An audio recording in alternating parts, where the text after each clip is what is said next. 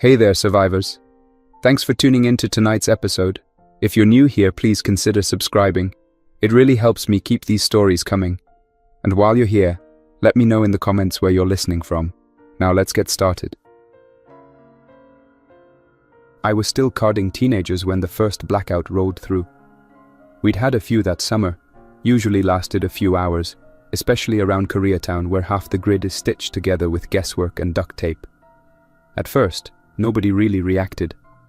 The LED light snapped off, the bass stopped thumping, and the drunk crowd just kept shouting like the music was still going. I stood by the front entrance, arms crossed, half bored. The club manager, Ricky, waved a flashlight from the bar, trying to herd people toward the exit. Phones lit up like fireflies. Videos still rolled. But then the phones stopped too. I remember that exact moment, actually. This girl in a silver top was filming herself mid-sip. Face tilted, eyes wide, lips perfect. And then her screen froze. She stared down at it, tapped a few times, then looked around. Everyone else started noticing the same thing. Screens dead. No cell signal, not even emergency alerts. I muttered something like, "That's not just a blackout." It was about 6:10 p.m. when I heard the first siren.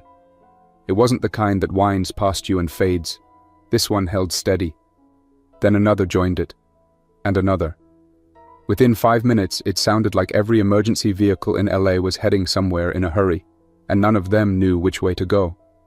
Some drunk guy came up to me laughing, said it felt like one of those fake emergency drills they do in disaster movies. He said, "What's next, man? Zombies?" I didn't laugh. I didn't think about it too hard then. I just knew something wasn't right. A few of the girls were filming the dark street outside. Across the way, some people were sprinting down the sidewalk. One woman tripped. Someone else vaulted over her. Nobody stopped. Ricky came up behind me. "You feeling this too?" I nodded. But before I could answer, someone screamed. It didn't come from inside the club. It came from the street. Loud, ripping. A pure, panicked scream that cut through all the drunk noise like it was nothing. Ricky opened the front door just wide enough to peek out. I followed. We saw him immediately. A man, maybe mid-30s, white shirt soaked through with blood, stumbling from behind the taco stand across the street. Not running, not yelling. Just walking like his body didn't understand what had happened to it yet. He had one hand pressed against his stomach, fingers splayed wide like he was trying to keep something from spilling out. His jeans were soaked from the knees down, and every few steps he staggered, like he was trying to stay upright on a moving boat. The taco stand's paper banner fluttered slightly in the breeze behind him, red and green letters advertising 2-for-1 carnitas. A bottle of Carritos lay broken near the curb, glass glittering in the streetlight's flicker. Everything felt too normal for what we were watching. It was like the city hadn't realized something was wrong yet. And then she followed. At first glance, she looked like a victim too. Barefoot. A red dress torn up the side, fabric flapping behind her like streamers. Her skin was smeared in streaks. At first I thought it was dirt, then oil. But it was too dark, too wet, and it glistened the wrong way. Her hair was wild, half matted to her face, half stuck to her shoulders. Her eyes were the first thing that felt off. Wide, glassy, fixed on him with a kind of intensity that didn't match anything human. She didn't run. She stalked. The guy turned as she got closer, probably thinking she was there to help. His arm raised a little, reaching for her. That's when she launched. She didn't shove him. She hit him, full force, shoulder to chest, and brought him down like a linebacker in the middle of Figueroa. His head cracked the pavement with a sound I felt through the glass of the door. His body bucked once on instinct. She landed hard on top of him, knees pressing into his sides. That's when things really started to unravel. Her hands gripped the sides of his head. His arms flailed once, then again, slapping at her shoulder, trying to push her off. But she didn't react. She didn't even blink. Her head dropped down, chin to chest, and then she leaned in, fast, like she was biting into an apple. I didn't move. No one did. I could hear her teeth, not just crunching, grinding. The The sound was all wrong, wet and cracking and urgent, like she was trying to eat through him, not just at him. His legs kicked weakly, heels scraping across the sidewalk. Then they stopped. A second later, the streetlight above flickered back to life. That's when we saw it clearly. Her mouth was latched onto his neck, skin stretched, teeth sunk deep into the muscle. She wasn't biting and releasing like in a fight. She was chewing. Methodical, jaw clenching over and over like she was working through a steak. Blood poured down the side of her chin, dripped from her elbows and pooled beneath them both. A couple people on the curb screamed. Someone behind me gasped loud and sharp, like a balloon popping. And still, most just stared. One girl started filming on her phone. Another guy, maybe drunk, took a step forward, like he wasn't sure if this was part of some weird performance. Like this was still a prank, a publicity stunt. I don't blame them. It didn't register right. Nothing in your brain has a file for this. Ricky whispered, "What the hell?" I didn't answer. I was already stepping back, away from the glass, away from the street. The woman was still eating. When I reached the lock, I flipped it, turned the deadbolt. I don't know why. Like that tiny metal latch would matter. But it made me feel better, safer, less exposed. Ricky backed up too, his face pale in the dim emergency lighting from the bar. What was that? Something we're not going to be part of, I said, already heading toward the rear hall. I could hear more people starting to panic now. The screamers, the runners, a few trying to get out the front, pounding on the glass, yelling at each other, asking what to do. One guy kept yelling to call 911. "Somebody call the cops! What the hell is she doing?" But nobody's phones were working, no bars, no signal, just dead rectangles in their hands, lighting up nothing. Ricky turned to me. "Shouldn't we do something? Help?" He looked out again. She was still on him, still chewing. I paused long enough to really see her this time. Her fingers had curled into claws, digging into the man's shirt, holding him still like he might still try to get up. Her jaw worked steadily. Her eyes were locked on the wound she was making, never glancing up, not even once. It didn't feel like rage or hunger. It felt like purpose. "No," I said. "We're done here." There was no plan, just instincts. I wasn't a hero, never had been. I'd broken up fights outside the club before, dealt with guys pulling knives, chicks swinging heels like weapons, drunk fools crashing into tables and vomiting on security guards. But this was different. This wasn't a fight. It wasn't an overdose. It wasn't someone out of control. It was something new.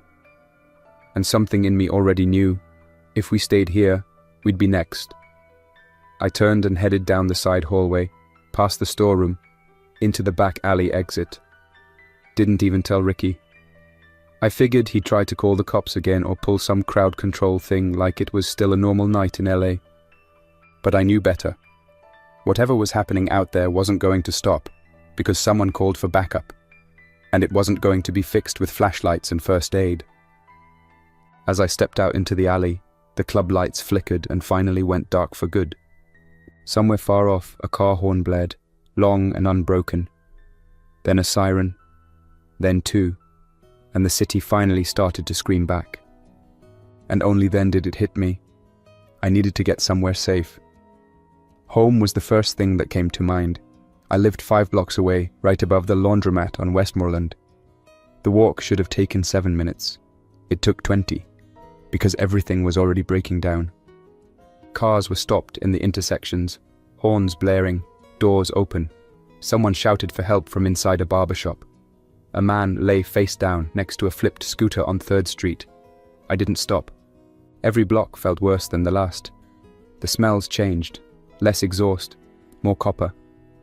The skies dimmed to that deep LA orange, and all the storefronts were just hollow reflections. The city didn't die in one big explosion. It unraveled, one small thread at a time. I reached my building, keys already out. Jack was inside. He wasn't answering my texts earlier. Probably drunk. The stairwell was dark. Someone had dropped a laundry basket near the 2nd floor. I stepped over a rolling bottle of detergent and got to my door. Unlocked. Slightly open. "Jack?" I called out. The living room was lit with a single camping lantern. He sat on the couch, shirtless, holding a warm beer like he was watching Sunday night football. "Power's out," he said. "No kidding." I slammed the door, bolted it, dragged the dresser over without asking him. He looked at me like I'd grown a second head. I didn't explain. I just grabbed the bat from under the bed. "Hey man, what's going on?" "There's people out there biting each other." He blinked. "Like, in a fight?" "No," I said. "Like they're eating each other." He laughed. "That's wild." I grabbed nails, duct tape, a hammer, started boarding the windows. I'd seen videos before, Reddit threads. I never believed them. Not until now. The TV flickered on for just a moment as I passed it. Static. Then a flash of an emergency banner. "Stay indoors. Secure your home. Await further instruction." Then black again. No signal. No nothing. We sat in silence for a long time after that. Jack sobered up quick. Even he could tell something was wrong. The noises from outside weren't normal city sounds anymore. It wasn't just traffic or shouting. It was more erratic. Screams that stopped too suddenly.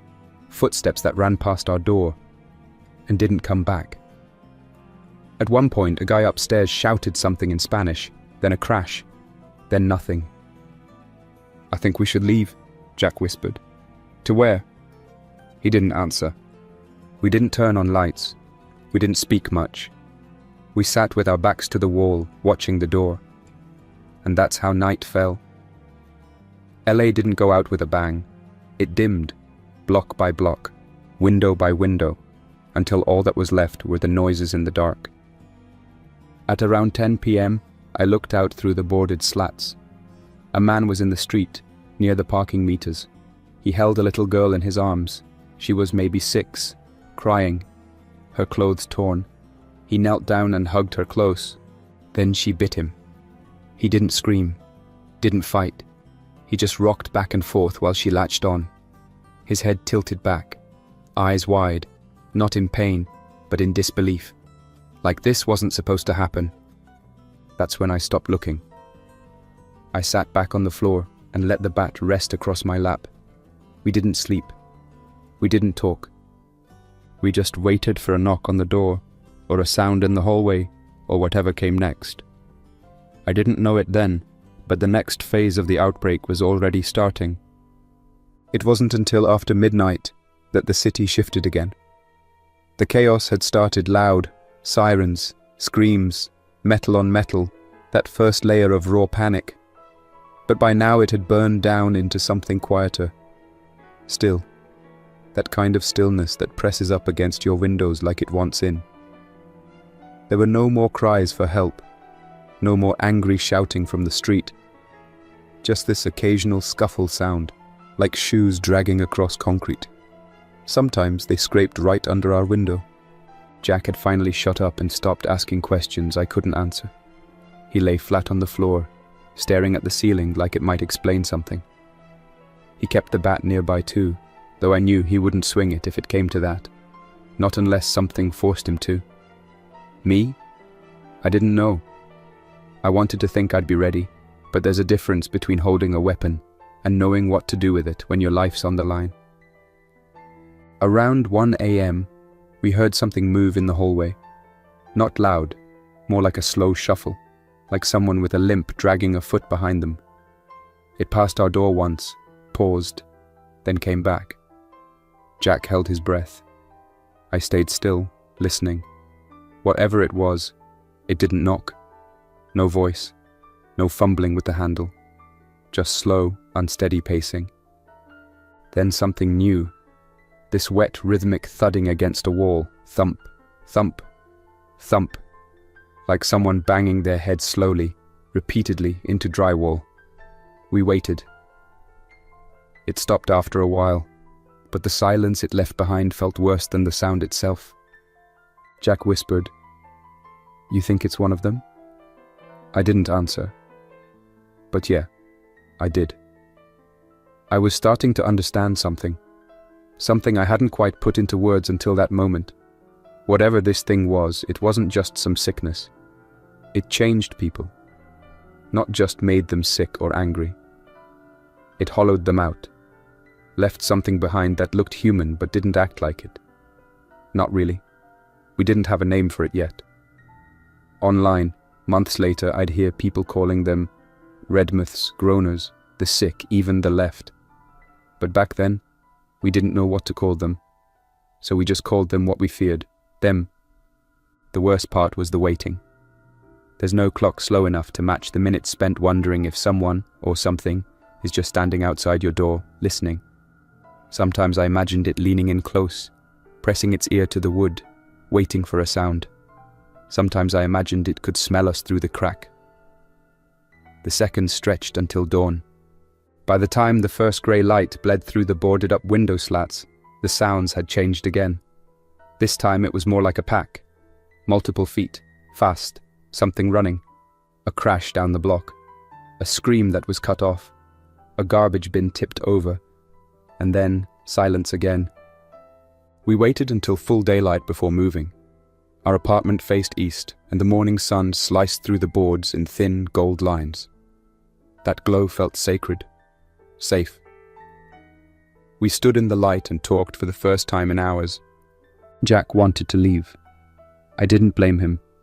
Staying inside felt like waiting to starve. But I wasn't ready to go wandering out just yet. Not without knowing what we were walking into. Our building wasn't big. 2 floors, maybe 12 units in total. Most were dark and quiet, but we hadn't checked them. I suggested we sweep the place. If we stayed, we needed to know if we were truly alone. I didn't want to be caught off guard by someone who'd turned during the night and never made it out the front door. We started with the 2nd floor. I had the bat. Jack grabbed a golf club from under his bed. We moved quiet, slow, no heroics. We didn't call out, didn't knock, just turned knobs, listened, moved on. The first 2 doors were locked, 3rd was open. Inside, the air was thick with something rotten. I stepped in first, keeping low. The light from the window showed just enough. Someone had tried to barricade the door with a dining chair. Didn't work. The table was flipped, and something red had soaked into the rug beneath it. I didn't need to see the body to know what had happened. But we did see it. Half in the bathroom, slumped against the tub. His chest was torn open, ribs visible. The way his mouth hung open bothered me. Not because he looked scared, but because he didn't. He looked blank, like he never saw it coming. We backed out, closed the door gently. "That was Jay," Jack whispered. "He lived here 3 years. I borrowed his bike pump last month." Neither of us said much after that. We kept going. One unit had been stripped bare, like someone had packed everything and left before things got bad. Another had a wall covered in mirrors and crystals, with a burned-out candle shrine and a note scrawled on the wall that read, "This is just the start." That one stuck with me. Downstairs we checked the laundry room and mail area. That's when we found the first sign that someone, or something, had tried to get in. The front door's bottom corner was splintered, not kicked in, but broken from the outside. Scratched, as if someone had used their hands or claws. We reinforced the door again, used furniture this time, a cabinet, 2 chairs, and a mini fridge from one of the units downstairs. Around noon, we ate what we had, a sleeve of crackers, 2 bottles of Gatorade. Jack found an old protein bar in his gym bag. We took turns staring through the blinds. More people were on the streets now, but not like before. They moved slow. Some wandered like sleepwalkers. Others moved in packs, fast, jerky. We watched a man sprint across 3rd, chased by a group of them. They caught him near the old bus bench and piled on. He didn't scream, just vanished beneath them. Jack stopped watching after that. I didn't. I had to know what they were doing, how they moved, how they hunted. And that's when I saw something new. One of the infected, her arms soaked in blood, eyes wide but dull, stopped. She turned her head slowly, sniffed the air, then looked directly at our window. She stood there for a long time, like she could feel us behind the boards, like she knew we were watching. Then she walked away. I stepped back, sat down, didn't say a word. We had decisions to make. Stay, go, wait, try the roof. But the truth was, there were no good choices anymore. Only ones that might buy us another day, or might get us killed. We slept in shifts that night. And in the quiet hours, when the lights were gone and the air was still, I started to realize something I hadn't faced until then. This wasn't going to end in a few days. There wasn't going to be a press conference. No choppers airlifting the wounded off rooftops. No dramatic final stand from the National Guard. If anyone was still in charge out there, they'd gone quiet. And the city, for all its noise, had learned a new kind of silence. By day 3, Jack had stopped asking if help was coming. He was the kind of guy who always needed a plan. Grocery list, gym schedule, Sunday football. But now, he just sat by the window and counted people passing below. Sometimes they were fast and screaming, sometimes slow and quiet. We stopped trying to tell the difference. I started giving them nicknames. Not officially, not in any kind of journal, just in my head. The slow ones, those were drifters. Blank stares, twitchy hands like they were halfway sleepwalking. They'd stagger down the sidewalk like they had nowhere left to go. You could see them in clusters, behind trash bins, curled up on the hoods of abandoned cars, tucked in doorways like stray dogs. Then there were the fast ones. I didn't give them a name right away. I couldn't. It felt wrong, like naming a nightmare. But they were different. They moved with purpose, like they had memories of what it meant to chase something. I saw one of them full sprint across Vermont Avenue, leap onto a truck's hood, then dive through an open second-floor window. Whatever was in that apartment didn't last long. Sometimes we heard gunshots, never close, just far-off pops echoing through the canyons of the city. Once, a heavy boom rattled our windows. Maybe a gas station, maybe a transformer. We never found out. But after that night, the lights on Wilshire went dark for good. Food became a problem faster than I thought. I always figured if the world ended, we'd have time to raid a store or something. But the nearest grocery was a no-go by day 2. Looted, glass everywhere.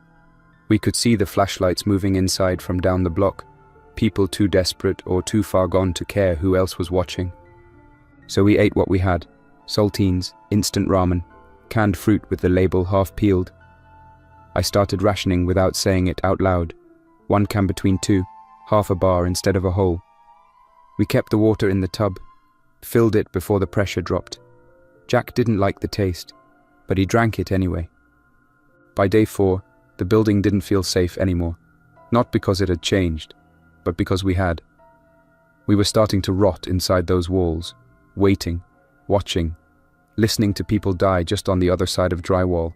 I needed air, I needed movement, I needed to know we weren't the last 2 living things in the city.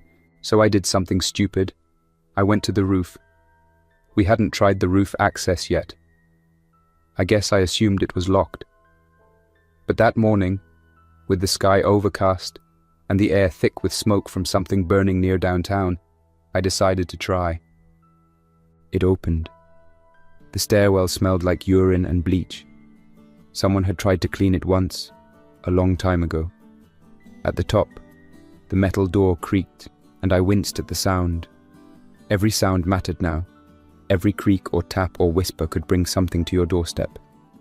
But when I stepped out onto the roof, the wind hit me in the face like I'd been underwater for days. From up there, I could see more than just our block. Koreatown stretched east and west, a grid of low roofs and thin alleyways. In the distance, smoke curled up from a gas station near Olympic. The Wilshire towers stood tall and useless. No lights, no movement, just dead glass and steel. Then I saw movement. Not close, maybe 5 blocks out. On top of another building, a figure, standing alone, waving something shiny. A mirror? Foil? I wasn't sure. But they were alive. Not infected. I could tell by the way they moved, cautious, deliberate, always scanning. I waved both arms, jumped a little, tried to signal. I even took off my shirt and spun it like a flag. Nothing. Whoever it was, they saw me. I know they did, but they didn't wave back.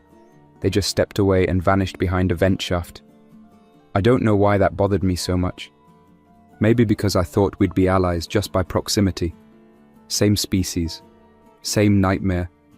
But I was learning another truth now. People weren't just afraid of the infected, they were afraid of each other. No one wanted to take the chance.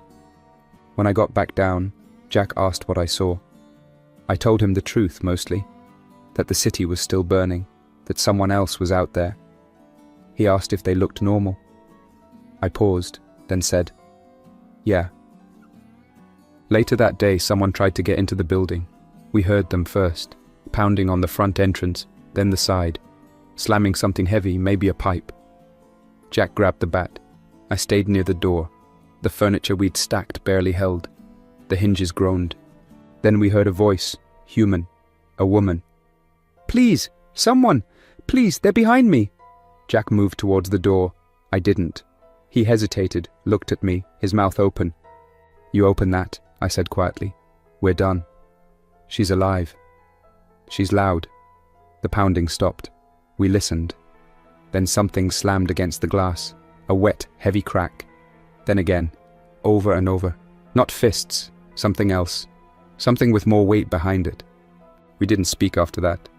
That night, we pulled everything we had into the hallway. Mattresses, food, lantern. We slept between the stairwell and the back exit, just in case we had to run. The city kept breathing its slow, dying breath outside. And we started to forget what day it was. I didn't keep a journal. Didn't carve marks in the wall.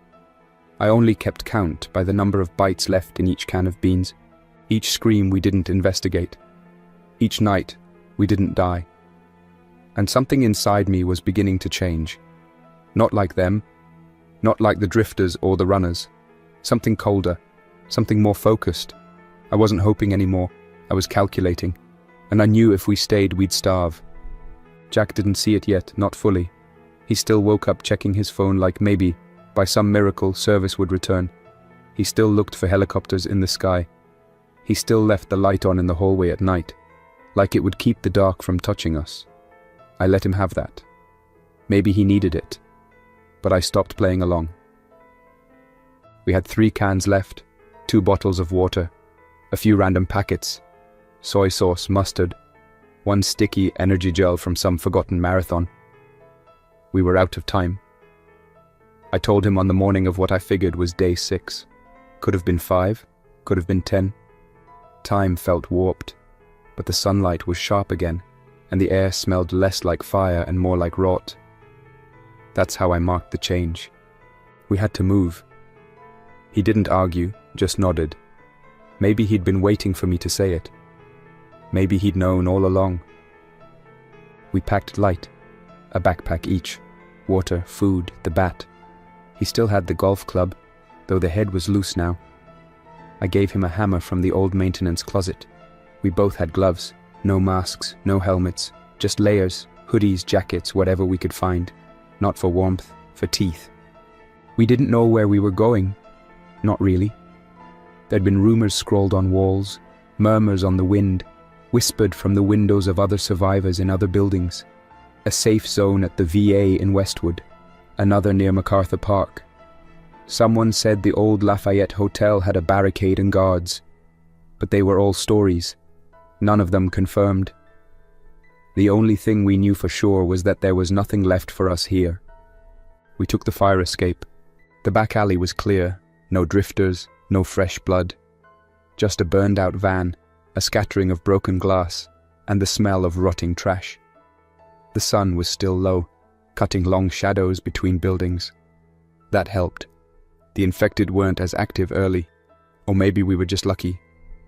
We moved fast, heads down, avoided major roads. Koreatown was a mess of intersecting alleys and cracked sidewalks, which worked in our favor. You could vanish in 10 steps if you knew where to turn. We did. Every so often we'd pass someone, usually not moving. Sometimes too still to be alive, other times too quiet not to be. We didn't check. A gas station on Beverly looked like it had been hit early, doors off the hinges, shelves stripped, but the fridges were still intact. Jack smashed one open with the hammer, glass spraying across the tiles. We found warm soda, a few bottles of iced tea, a half-squashed sandwich. Didn't matter. We took it all. A kid's body lay in the corner behind the counter. No marks. Just curled up, like he fell asleep waiting for his mum. Jack looked for too long. I didn't. By midday, the sky turned brown. Not clouds, ash. Something else was burning again, maybe downtown. We kept moving, cutting west past Normandy, through an overgrown community garden, through alleys stinking of piss and wet cardboard. Every few blocks we'd hear them, either the slow shuffle of drifters or the hard slam of runners tearing through doors. One time we had to duck behind a dumpster when a group of runners sprinted down 5th, 5 of them, shirtless, mouths open, twitching like they were overheating. They didn't stop for anything, just a straight line from one ruin to the next. That's when I noticed something new. Their eyes. Up until now I hadn't really looked, but these ones, something was different. Not glassy or dead. Not exactly. They were focused. Not on us. Not on anything specific. But they weren't empty either. Something was working behind them, like their brains hadn't fully shut off. I didn't tell Jack. I just waited until they were gone, and we moved again. We passed a man standing in the middle of an intersection near Weston. No visible wounds. He didn't move when we got close. Didn't speak. Just stood with his head tilted up at the sky, mouth slightly open, as if listening to something far off. We gave him a wide berth. The first time we saw survivors was near Wilshire and Carondelet, a 3-story office building, barricaded windows, and a woman on the roof with binoculars. She didn't wave, just tracked us as we passed. A guy on the 2nd floor aimed a rifle at the sidewalk. Never fired. Didn't need to. The message was clear. Don't come closer. We didn't. Jack muttered something about how we should have stayed in our building. I didn't answer. I just kept walking. We stopped around dusk in a small concrete courtyard between 2 churches. The benches were broken, fountains dry, but there was cover and no sign of fresh movement. We ate what we could and decided to wait for nightfall to cross into the next block. That was a mistake. Runners don't sleep, they just get quiet. We heard them first, bare feet slapping pavement, then a scream, not fear, rage, something furious and broken, tearing up the night like a war horn. 3 of them burst into the courtyard from the side gate, all fast, all bleeding. One had no nose, just a black pit. Another's hands were twisted at unnatural angles, but he still used them like claws. I shouted. Jack froze. I yanked him back and ran. No plan, no direction, just away. We hit a chain-link fence and I scaled it without thinking, dropped hard on the other side. Jack hesitated. The runners were right behind. I screamed at him. He jumped. His leg caught on the wire, ripped clean open along the thigh. He landed bad, groaned, tried to stand. I hauled him up. We limped into a parking garage, found a stairwell, and slammed the door behind us. It had a bolt. I turned it. Then we sat there panting, listening. They didn't follow. Not immediately. We waited until the sounds outside died down, until the growling and stomping and dragging of limbs turned back into silence. Then I looked at his leg. Bad. Not a bite. Just torn. Muscle exposed. Blood soaking through his jeans. I wrapped it with a shirt, tied it tight. He didn't cry, but I could see the truth in his face. He wasn't going to keep moving, at least not far. I found an office upstairs. Must have been a security booth once. Metal desk. Old maps. One of those green plastic lamps with the pull chain. No power. But the room had a lock. That was enough. We stayed there through the night. Jack drifted in and out of sleep. Mumbled things. Asked if I thought his sister was okay. I lied. I looked through the cracked window at the city and realized something I hadn't let myself accept until then. There wasn't going to be a rescue, not for us, not for anyone. LA was lost. Not in flames, not flattened, just hollowed out, like someone had carved the soul out of it and left the body standing. The skyline still looked the same in the distance, but I could tell nothing behind those buildings was alive the way it used to be. The infected didn't roam like predators anymore. They drifted, nested, took over entire zones. Some formed loose herds, clusters of drifters gathered around bus stops, gas stations, front porches, just swaying in place, heads tilted, as if waiting for orders. The runners moved through them sometimes, faster, more erratic, like bloodhounds looking for something, or someone. By morning, Jack couldn't stand. His leg was badly swollen, hot to the touch. I cleaned it with bottled water and wrapped it again, but I knew it wasn't going to help. We were out of medicine, no painkillers, no antibiotics, no chance. He asked if I'd leave him. I said no. He didn't believe me. I didn't believe myself either. Around midday, I heard someone in the stairwell. Not fast. Careful. Boots on concrete. I grabbed the bat, pressed myself to the wall near the door. Jack watched me, eyes half closed, mouthing something I couldn't hear. The door creaked open. A woman stepped through. Thin, sunburnt, hair pulled back with a scarf. Military jacket, scar on her neck. She had a pistol, holstered, and a machete across her back. Didn't draw either. She saw me, paused, then lifted her hands slowly. "You alone?" she asked. "No." Her eyes tracked to Jack on the floor behind me. She looked at him for a long moment, then back to me. "There's a group about 6 blocks west, near the old Wilshire Medical Center, 2 floors up. We've got food, water, antibiotics, limited, but enough." I didn't answer. "We move at dusk," she added. "Only take people who can keep up. If he can't walk, he stays." She looked at me like she was offering a choice, but it wasn't. It was a statement of fact. Then she nodded once and left. Jack didn't say anything for a while. He just stared up at the ceiling, like the whole sky was behind it. "Go," he said, eventually. I shook my head. He smiled, weak. "You don't owe me anything." He was wrong. I did. We'd survived the first days together. Not perfectly, not bravely, but together. We kept each other grounded when everything else fell apart. But I also knew he was right. If I stayed, we'd both die here. I gave him half of what we had left. Water, crackers, the last protein bar. I left the hammer too, propped against the wall next to his sleeping bag, just in case. Not for fighting, for choice. He told me to take the bat, so I did. I waited until the sun dipped low and the streets turned amber. Then I left. I moved fast, through broken alleys, past dead storefronts, over bodies that had been there long enough to attract flies, but not long enough to stop smelling. I avoided main roads, crossed through a church playground, cut across a parking lot filled with burnt-out sedans and toppled shopping carts. The city looked like it had paused mid-sentence. When I reached Wilshire, I saw signs spray-painted on the walls, red arrows, the letters TWS, and a symbol that looked like a rising sun. I followed them. At the base of the medical center, I stopped. The glass doors were broken, but inside was quiet. No moans, no movement.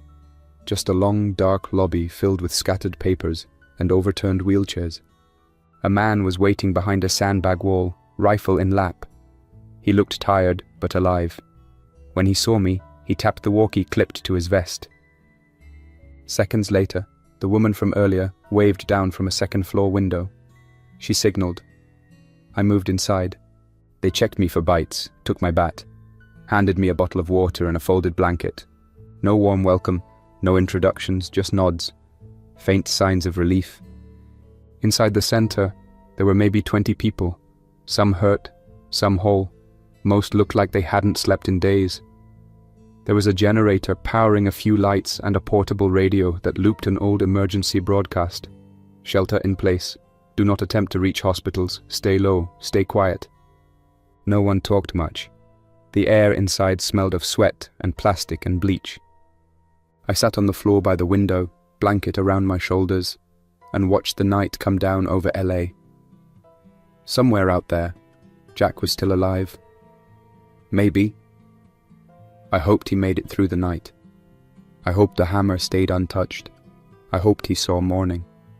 The survivors in that medical center didn't ask for stories. Everyone there already had one, most worse than mine, most fresher, some with names they no longer said out loud. Days passed.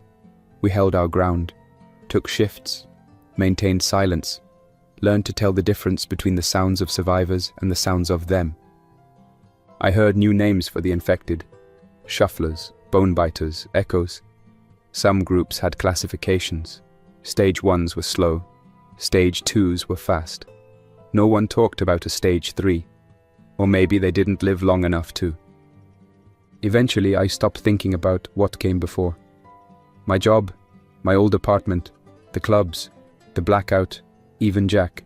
Not because I forgot, but because remembering too long could get you killed. That was the first rule here. Stay alive now. Mourn later. If ever. I'm still here. Still breathing, still listening. I found a new bat last week. Steel this time. Better wait. Every few nights I dream about the city before. Not the people, just the noise. Cars on the freeway. Music through a wall. Arguments from balconies. Sirens that still meant something. But when I wake up, it's always quiet. And I remember where I am. This world isn't going back. Not now. Not ever. And me? I don't wait for rescue anymore. I build exits. I watch the rooftops. And when the sun goes down, I don't turn on the lights. Because I've learned the last rule the hard way. Do not go outside. Not for anyone. Not anymore. That's all for now. Thanks for listening. If you enjoyed this story, don't forget to like and subscribe for more unsettling creepypastas. Your support keeps my channel alive. Until next time, stay quiet, stay vigilant, and trust nothing, not even the silence.